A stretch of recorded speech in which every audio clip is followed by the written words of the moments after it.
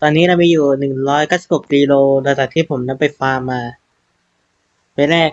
ชามาเอาล่ะบอกว่ามันต้องได้โมนาดเฮ้ย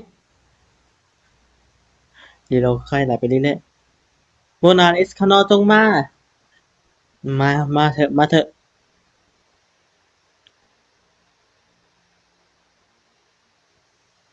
ต้องมาโมนาด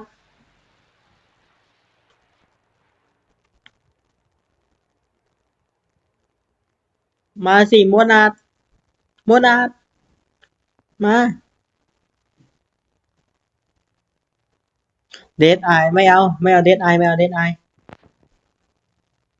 ต้องโมนาดเท่านั้นโมนาดโซล่าไม่เอาโว้ยโมนาดเอาโม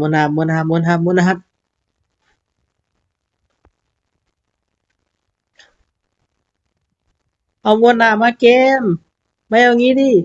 เกมเหลือแค่40กว่ารีโลแล้วเกมอย่าทำอย่างนี้ไม่เอา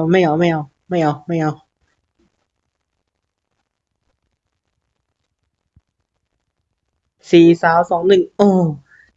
ปิดด้วยสมุดเอสคาโ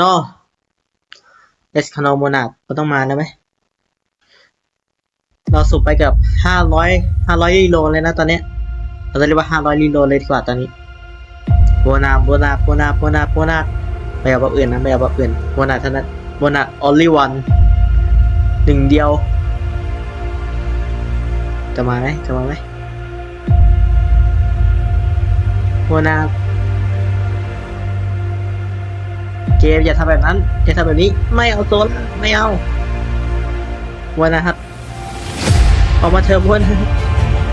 ไม่นะ60ปีลูกสุดท้าย